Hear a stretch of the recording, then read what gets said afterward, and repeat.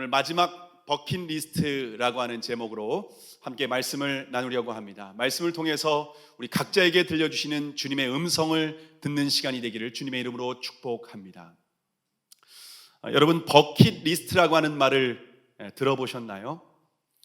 요즘 다양한 분야에서 많이 사용하는 단어인데요, 원래 버킷리스트라고 하는 말은 중세 유럽에서 교수형을 할 때 사용했던 말입니다. 사형수가 양동 위에 올라가고 목에 이렇게 줄을 걸게 됩니다. 그때 사형수가 밟고 있는 그 양동이를 버킷이라고 했습니다.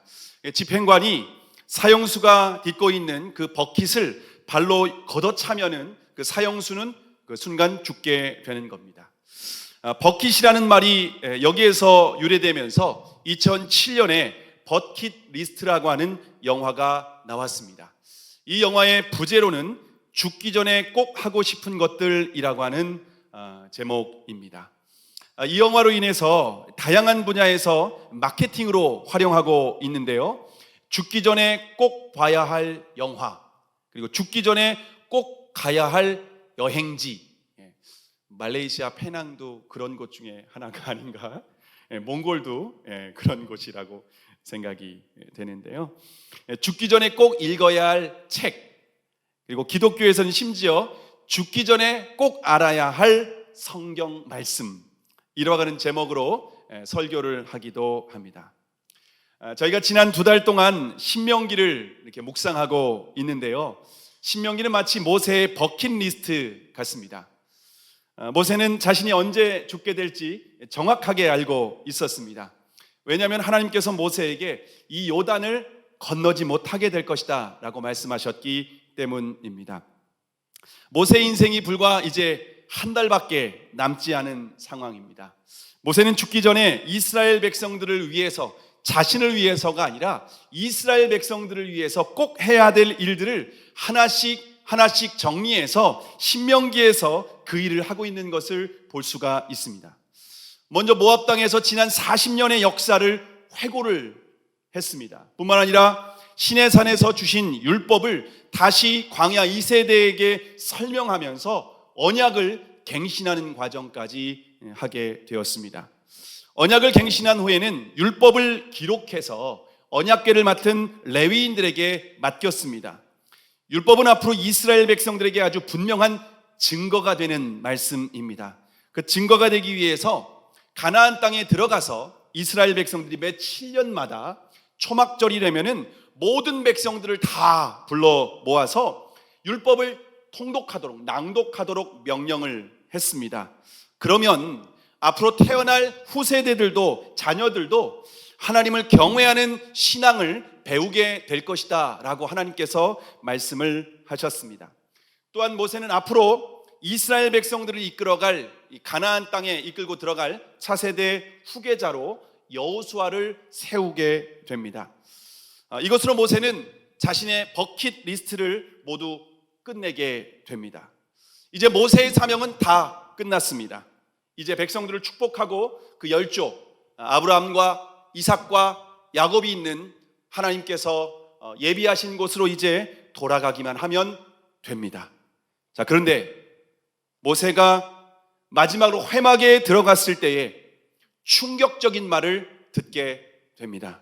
자, 오늘 본문 15절과 16절의 말씀을 우리 함께 읽겠습니다. 시작. 여호와께서 구름 기둥 가운데서 장막에 나타나시고 구름 기둥은 장막문 위에 머물렀더라.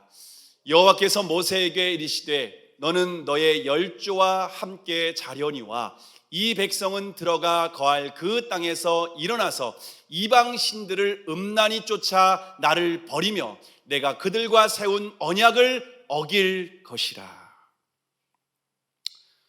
자, 모세가 여호수아와 함께 회막에 들어갔습니다. 하나님께서 여호수아와 함께 있는 그 모세의 회막에 하나님께서 임재하셨습니다. 성경에서 불기둥과 구름기둥은 하나님의 임재를 상징하고 있습니다. 하나님께서 모세에게 너는 10조, 곧 아브라함과 이삭과 야곱과 함께 잠들게 될 것이다 라고 말씀하십니다. 근데 모세가 잠든다라고 하는 것은 여기에서 죽음을 의미하죠. 근데 모세가 죽는다는 소식이 충격적인 소식이 아닙니다.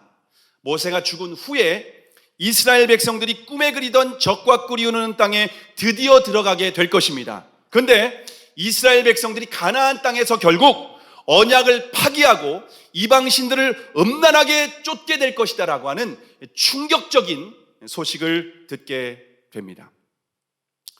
우리 여기 선교사님들도 계시지만 선교지에 나가서 가족도 그리고 자신의 원하는 삶도 다 포기하고 선교지에 가셔서 그 선교지에 있는 그 영혼들을 섬기는 겁니다. 목숨 걸고 그 리더들을 세우고 사람들 한 영혼 한 영혼을 주님의 사람으로 세웠습니다. 그런데 선교사님들이 이제 은퇴하고 이제 고국으로 돌아오던가 그렇게 됐는데 그 땅에서 사람들이 다 신앙을 버리고 음란하게 우상을 섬기고 음란하게 하나님을 버리고 뭔가 정말 하나님 보실 때에 가증한 짓을 하게 된다라고 하는 소식을 들었을 때 얼마나 충격적일까요? 모세는 지난 40년 동안 목숨을 걸고 이스라엘을 인도했습니다. 이스라엘 백성들이 범죄할 때는 40일 동안 금식하면서 중보기도를 했습니다. 때로는 백성들의 반역으로 인하여서 돌에 맞아 죽을 뻔한 위기도 있었습니다. 그렇게 자신의 모든 사명을 마치고 이제 열조에게로 돌아가는 상황 가운데에서 너무 끔찍한, 너무 충격적인 소리를 듣게 됩니다. 백성들이 언약을 버리고 하나님을 떠나게 된다라고 하는 소식을 듣게 되었을 때에 모세의 마음이 어땠을까요? 근데 모세보다 더욱 가슴이 아프고 충격받을 분은 바로 하나님이십니다. 아마도 모세는 이스라엘의 미래에 대한 소식을 듣게 되었을 때에 편안하게 눈을 감지 못하게 되지 않았을까, 그런 생각을 하게 되었습니다. 자, 그러면 이스라엘이 하나님을 버리게 된 원인이 무엇일까요? 왜 하나님을 떠나게 되는 것일까요? 오늘 본문 20절의 말씀인데요, 오늘 20절의 말씀을 함께 읽겠습니다. 시작.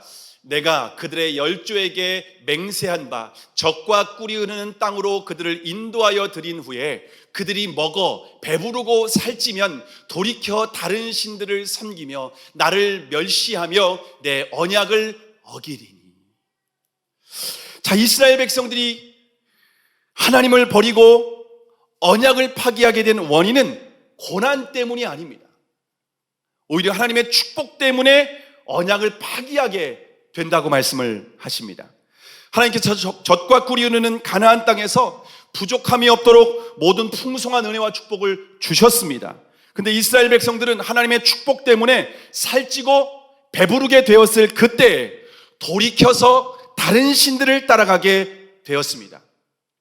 바로의 종로로 타면서 비참하게 살던 이스라엘 백성들을 구원해 주시고 또 가나안 땅에 인도하셔서 모든 축복과 은혜를 주셨습니다. 그런데 어떻게 하나님을 멸시하고 버릴 수가 있겠습니까?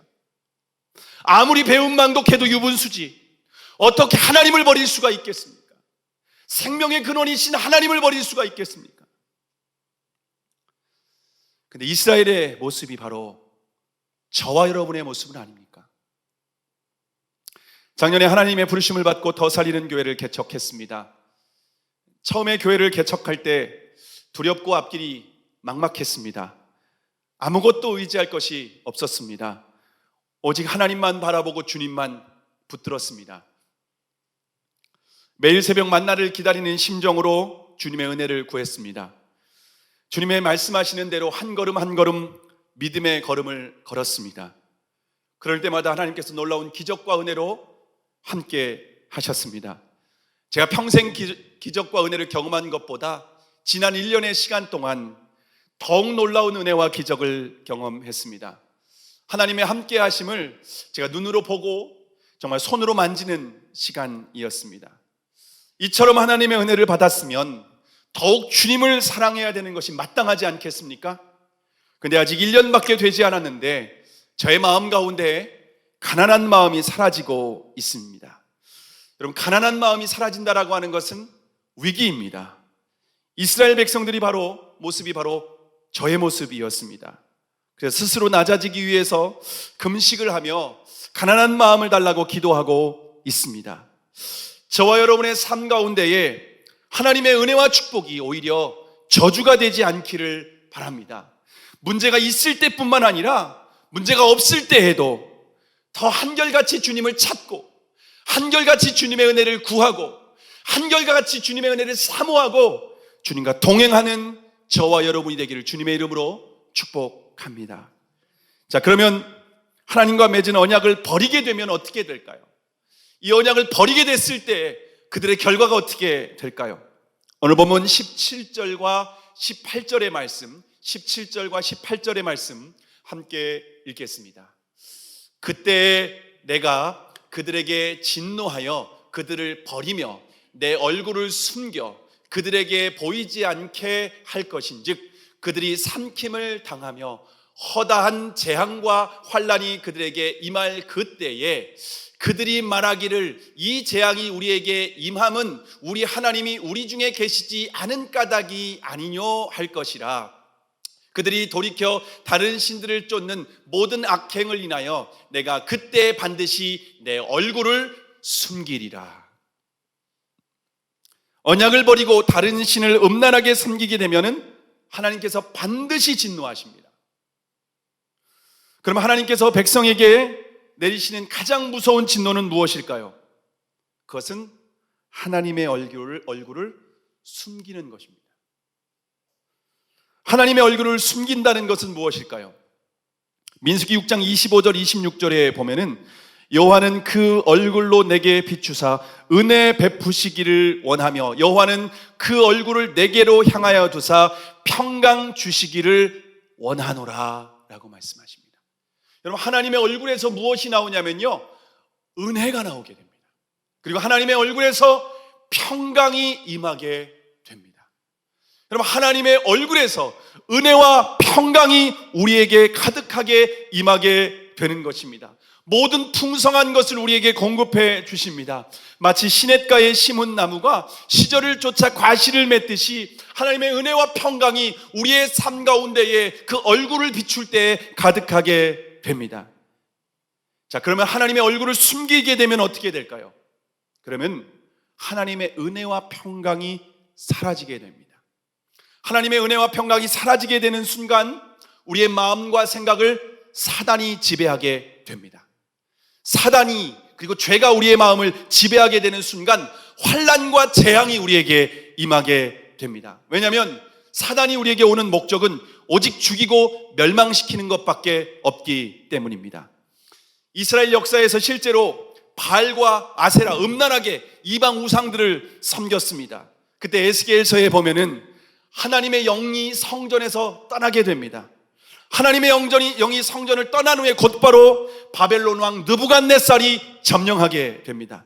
느부갓네살 왕이 백성들을 다 죽이고 심지어 성전까지 다 파괴해버립니다. 제사장들도 모두 성전에서 다 죽임을 당하게 됩니다. 남겨진 백성들은 바벨론의 포로로 끌려가서 비참한 생활을 하게 됩니다. 우리의 삶의 모든 고통과 저주는 하나님의 얼굴을 숨기시는 것에서 시작이 되는 것입니다. 여러분 마음 가운데 은혜와 평강이 있습니까? 혹시 불안과 염려가 가득하지는 않습니까? 악하고 거짓된 것들이 우리의 마음과 생각을 지배하고 있지는 않습니까? 그렇다면 하나님의 얼굴을 숨기셨다는 것을 깨달아야 됩니다. 하나님께서 이스라엘 백성들에게 재앙이 임한 것을 보고 평안과 은혜가 사라지고 재앙이 임함은 여호와께서 우리에게 함께 하심이 아닌 까닭이냐? 여호와의 부재하심 때문에, 하나님의 임재가 떠났기 때문에 우리에게 이런 고통이 임한 것을 깨닫게 되는 것입니다. 우리의 불안과 염려를 극복하기 위해서 다른 방법을 아무리 찾아도 소용이 없습니다. 그것은 모두 다 거짓된 평안입니다. 일시적인 평안입니다. 그러면 우리가 하나님의 얼굴이 보이지 않을 때 어떻게 해야 될까요? 역대하 7장 14절에 보면 내 이름으로 일컫는 내 백성이 그 악한 길에서 떠나 스스로 겸비하고 기도하여 내 얼굴을 구하면 내가 하늘에서 듣고 그 죄를 사하고 그 땅을 고칠지라. 하나님이 얼굴을 가리셨을 때 우리가 할 수 있는 길은 한 가지밖에 없습니다. 회개하는 것입니다. 마음 가운데 은혜와 평강이 사라졌을 때 스스로 악한 길에서 돌이키는 것밖에 없습니다. 하나님의 음성이 들리지 않을 때에 겸손하게 자신을 낮추고 주님의 얼굴을 구해야 합니다. 주님의 임재가 다시 회복될 수 있도록 죄를 얘기하며 하나님 앞에 은혜를 구해야 합니다. 그러면 주님께서 우리의 기도를 들어주신다고 약속하셨습니다. 뿐만 아니라 우리의 모든 죄를 사하시고 그 땅을 고쳐주신다고 하십니다. 저와 여러분의 삶 가운데 빼앗겼던 그 은혜와 평강이 다시 임하게 되는 줄을 여러분 믿으시기를 바랍니다. 여러분, 우리가 찾을 수 있는 것은요, 하나님의 얼굴입니다. 하나님의 얼굴이 우리의 삶 가운데 비치면 되는 것입니다. 하나님의 임재가 우리와 함께 하시면 되는 것입니다. 그러면 우리의 삶 가운데 하나님께서 모든 것을 공급해 주시고, 광야에 있을지라도 하나님께서 반석에서 꿀을 내주시고, 하나님께서 부족함이 없게 하시고 모든 풍성한 것을 공급해 주신다고 우리에게 분명하게 약속하신 줄을 믿으시기를 바랍니다. 자, 그러면 하나님께서 언약을 버릴 것을 아시고 어떻게 조치를 취하고 계십니까? 자, 오늘 보면 19절의 말씀입니다. 19절의 말씀을 함께 읽겠습니다. 자, 시작. 그러므로 이제 너희는 이 노래를 써서 이스라엘 자손에게 가르쳐서 그 입으로 부르게 하여 이 노래로 나를 위하여 이스라엘 자손에게 증거가 되게 하라. 하나님께서 모세에게 마지막 버킷리스트로 노래를 만들라고 명령을 하십니다. 그런데 왜 노래를 만들라고 하실까요? 노래는 사람들의 그 머릿속에 오랫도록 기억나게 만드는 힘이 있습니다. 뿐만 아니라 노래는 그 시대의 사상과 감정까지 그대로 담길 수 있는 놀라운 능력과 힘이 있습니다. 여러분, 최근에 그 TV 프로그램에서 미스터 트롯이라고 하는 프로그램을 했는데 혹시 아시나요? 이 프로그램이 예능에서 최고의 시청률을 찍었습니다. 종편에서 TV조선인가에서 나왔는데요. 인기 있는 채널도 아닙니다. 사람들이 많이 보는 채널이 아닙니다. 주로 이제 뉴스가 방영하는 채널인데요. 시청률 35.7%를 찍었습니다. 그래서 요즘 젊은 사람들도 수십 년 전에 이렇게 할아버지 할머니들이 불렀던 트로트를 젊은 10대들도 부르고 있다는 것입니다. 그래서 트로트가 유행이 됐습니다. 그래서 트로트를 젊은 사람들이 요즘에 이렇게 부르고 있습니다. 여러분, 이것이 노래가 가진 놀라운 힘입니다. 모세가 만든 노래는 지금 백성에게가 아니라 앞으로 후손들에게 증거가 될 노래라고 말씀을 하십니다. 자, 그러면 모세의 노래는 언제 증거가 될까요? 오늘 보면 21절의 말씀인데요. 21절에 보면은요, 이렇게 말씀하고 있습니다. 함께 읽어볼까요? 시작. 그들이 재앙과 환난을 당할 때에 그들의 자손이 부르기를 잊지 아니한 이 노래가 그들 앞에 증인처럼 되리라. 나는 내가 맹세한 땅으로 그들을 인도하여 드리기 전 오늘날에 나는 그들의 상상하는 바를 아노라. 모세가 만든 노래는 이스라엘이 재앙과 환난을 당할 때에 부르게 될 노래입니다. 나라가 멸망하고 성전도 다 파괴되었습니다. 제사장들도 다 죽었습니다. 율법은 이미 잃어버린 지 오래였습니다. 여러분, 이스라엘 백성들이 타락했을 때요, 제사장의 율법을 잃어버립니다. 여러분, 혹시 요시야 왕 때 기억하십니까? 요시야가 성전을 청결하게 하도록 명령을 합니다. hil기야가 성전을 청소하고 있는 가운데 대제사장이 성전에서 율법책을 발견하고 이게 무엇이냐 이렇게 발견합니다. 이게 무엇이냐? 서기관 사반에게 물어보니까 율법책이라고 하는 겁니다. 여러분, 모든 백성들, 대제사장도 율법을 이미 잃어버린 지 오래되는 겁니다. 이스라엘 백성들이요, 타락하게 되면 이미 율법은 잃어버리게 되는 겁니다. 그래서 성전도 없죠, 제사장도 없죠, 율법도 잃어버렸죠.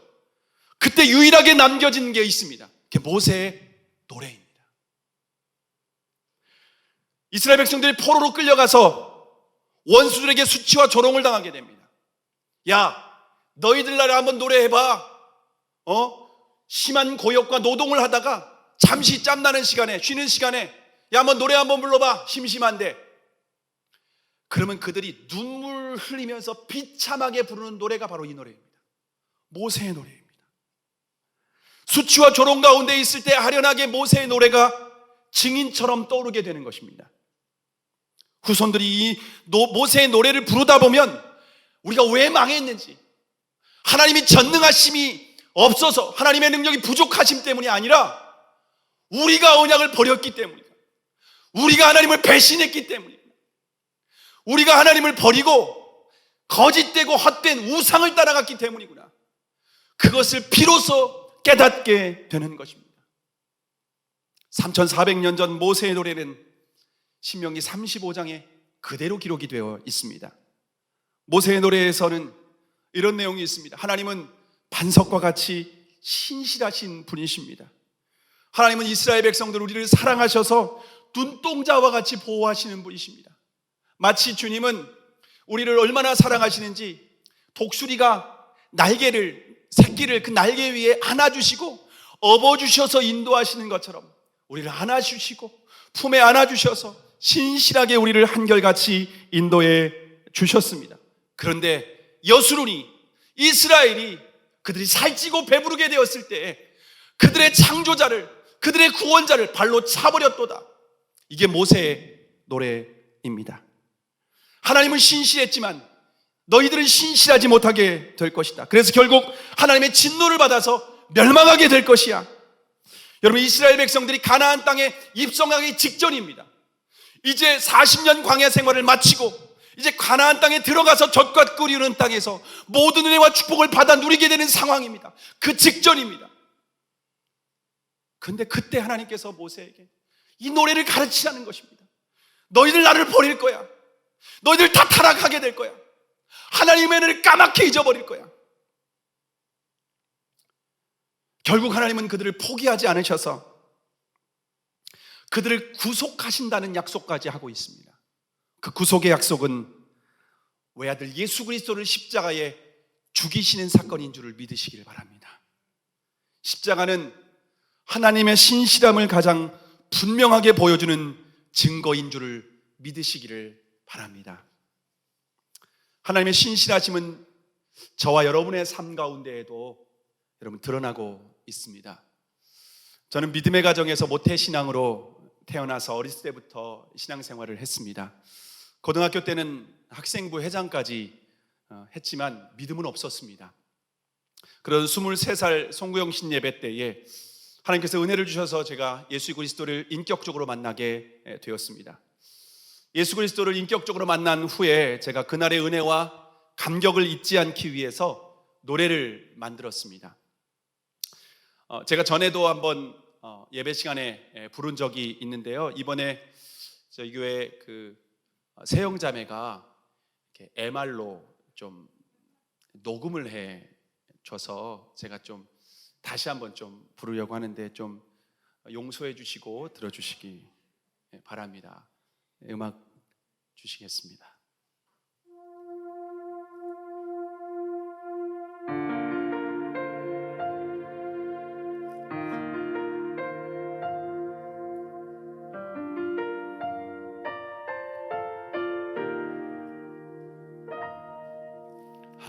하나님의 사랑이 우리에게 나타난 바 되었네. 이렇게 그 외아들 우리 주 예수님 십자가에 못 박았네. 그 사랑 받았으나 하나님 마음 아프게 하나 고통과 절망에서 이제야 주께가 오니 하나님 긍휼 베푸사 죄악된 나의 예수님 피로 사하소서. 이제는 주님을 위해 하나님 영광 위하여 영원히 찬양하리.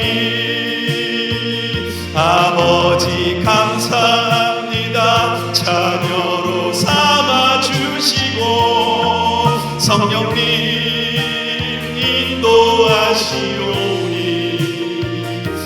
이제는 주님의 사랑, 주님의 놀라운 사랑 온 세상에 전하리라.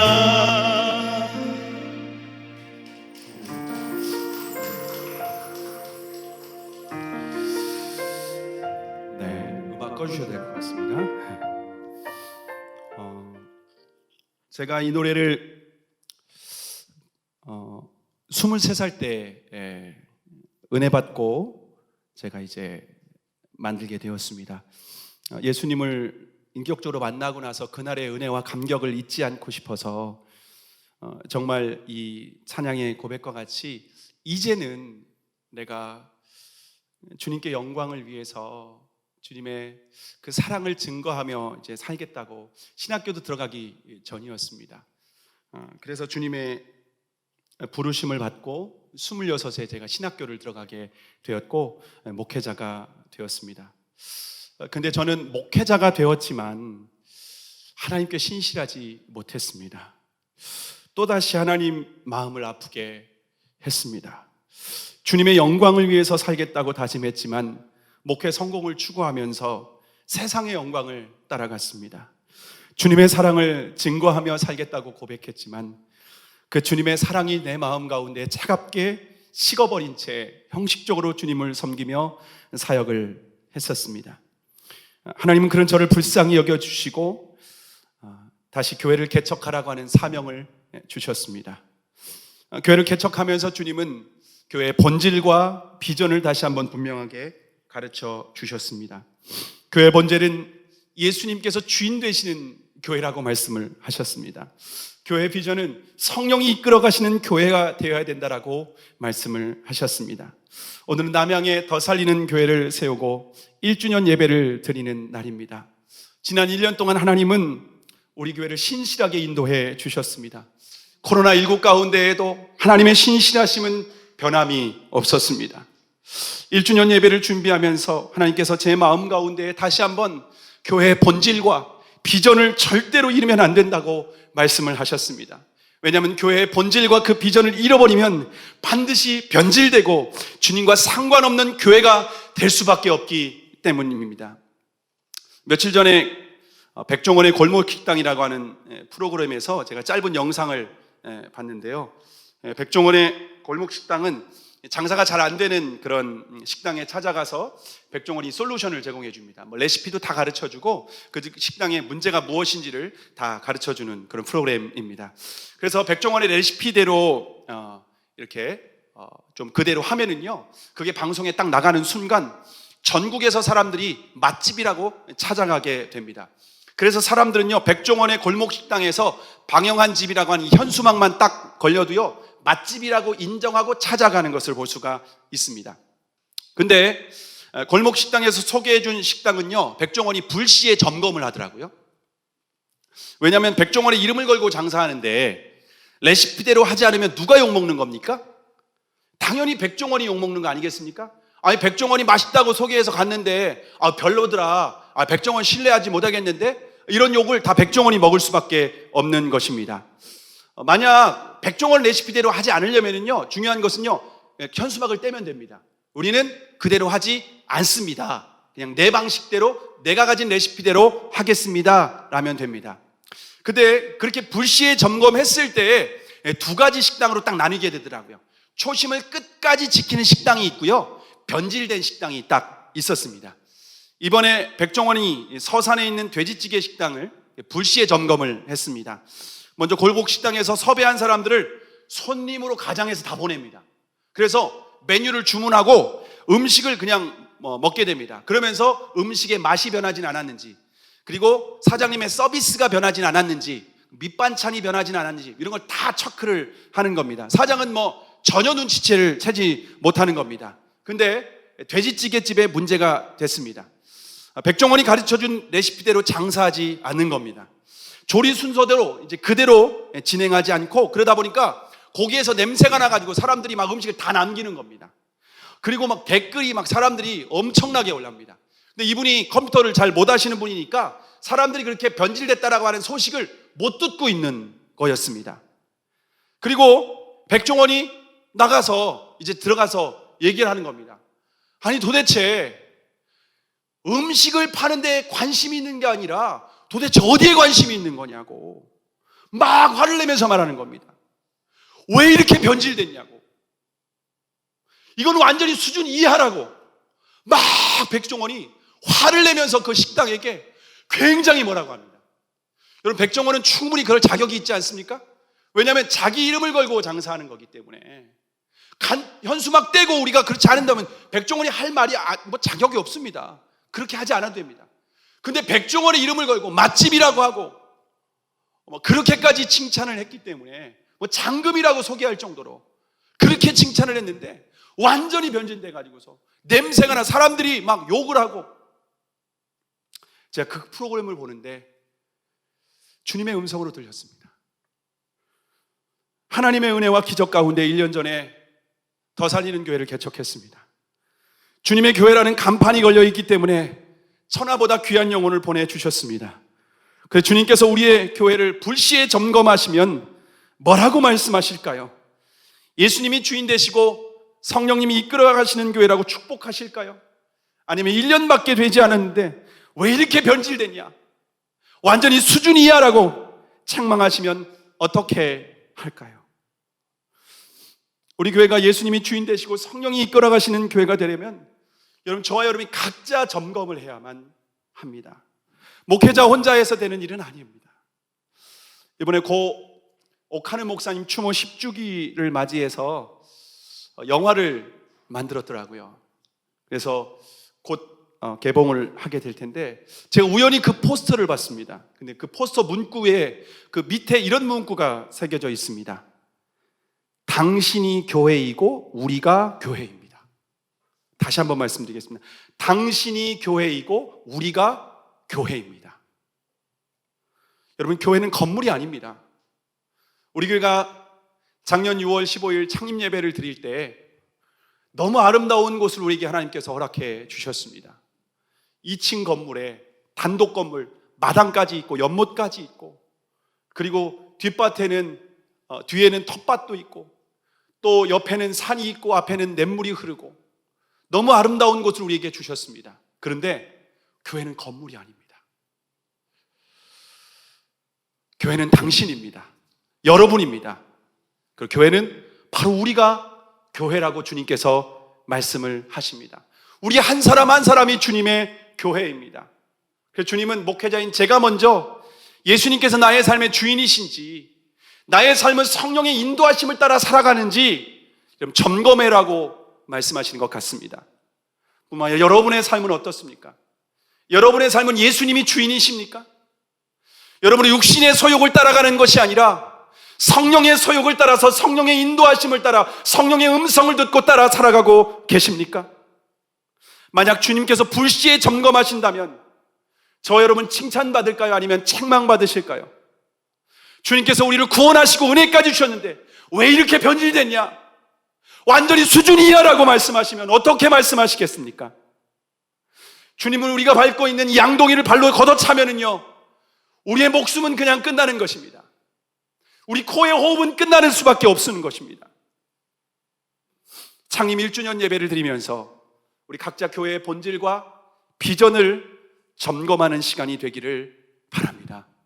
그래서 창립 1주년 예배를 드리면서 우리가 다른 어떤 것도 하지 말고 예수님을 주님으로 믿고 성령의 인도하심을 받아서 선교지에 나가서 복음을 증거하시는 그 선교사님들을 초청하게 되었습니다. 여러분, 선교사님들만 선교하는 거 아닙니다. 주님은 저와 여러분 한 사람 한 사람을 이 땅에 주의 복음 증거자로 하나님 나라를 위해서 살아가라고 저와 여러분을 구원하시고 은혜를 주셨습니다. 하나님의 신실하심과 같이 저와 여러분이 신실하기를 주님은 원하십니다. 말씀을 마치려고 합니다. 우리는 모두 시한부 인생을 살아가는 인생들입니다. 왜냐하면 한 번 죽는 것은 사람에게 정해진 것이기 때문입니다. 다만 그 시점을 모세처럼 정확하지 알지 못할 뿐입니다. 그런데 누구도 장담할 수 없습니다. 내가 얼마나 더 살지 누구도 장담할 수 없습니다. 그러면 여러분의 버킷리스트는 무엇입니까? 죽기 전에 꼭 해야 될 것은 여러분에게 무엇이 있습니까? 며칠 전 페이스북을 열었는데 제 신학교 때 제가 헬라어를 가르쳐 주시던 교수님의 묘비명이 이렇게 딱 올라와 있는 거예요. 그래서 누구누구 이곳에 잠들다, 그 밑에 강철처럼 진실하고 칼날처럼 곧았다. 그 교수님이 그랬거든요. 제가 깜짝 놀랐습니다. 아직 50대 중반인데 아니 아프다는 얘기도 못 들었는데 이렇게 벌써 돌아가셨나, 왜 이런 일이 있을까 너무 깜짝 놀래가지고서 더 자세히 읽어보니까 자신의 묘비명이 랜덤으로 나오는 프로그램이었습니다. 그래서 거기에 이름을 딱 치면은요 자신의 묘비명이 딱 나오더라고요. 그래서 저도 그 프로그램에 들어가 가지고서 저에게는 어떤 묘비명이 나올까 한번 쳐봤습니다. 딱 쳤더니 제 이름 한규현 이렇게 쳤더니 한규현 이곳에 잠들다라고 하는 이 묘비가 위에 딱 써 있고 그 밑에 이렇게 적혀 있었습니다. 나는 아쉬울 것이 없어라. 여러분, 제가 그 묘비명을 보는데 문득 무슨 말씀이 떠올랐냐면요, 예수님께서 마지막에 십자가에서 다 이루었다, 이게 탁 떠오르는 거예요. 여러분, 저와 여러분의 인생 마지막에 다 이루었다, 나는 아쉬울 것이 없어라. 여러분, 그렇게 남길 수만 있다면 행복한 인생 아닐까요? 정말 가치 있는 인생 아닐까요? 어떻게 하면 저와 여러분이 행복하고 가치 있는 인생, 아쉬울 것 없다, 다 이루었다, 세상 거 그냥 다 즐기면 살아보면 아쉬울 것 없을까요? 돈을 정말 엄청나게 벌어서 대기업을 이루고 내가 하고 싶은 거 마음대로 써보고 좋은 집에 살고 좋은 차를 살고 하루에 한 5끼씩 먹으면서 스시 먹고 싶으면 일본 가고 짜장면 먹고 싶으면 중국 가고, 중국보다 한국이 더 짜장면은 맛있습니다. 그러면 아쉬울 것이 없을까요? 저와 여러분의 인생은 예수 그리스도께서 아쉬울 것이 없는 인생이라고 하는 것을 분명하게 보여주셨습니다. 예수 그리스도를 주님으로 믿고 성령님의 인도하심을 따라 순종하며 살아가는 인생만이 주님은 우리에게 아쉬울 것 없는 인생, 복된 인생이다, 행복한 사람이다, 주님께서 우리에게 말씀해 주실 줄로 믿습니다. 우리가 오늘 창립 1주년 예배를 드리면서 저희의 삶 가운데, 우리 교회 가운데 오직 예수 그리스도만 주인으로 믿고 우리의 삶이 성령을 따라 살아가는 저와 여러분의 삶이 되기를 주님의 이름으로 축복합니다. 기도하시겠습니다.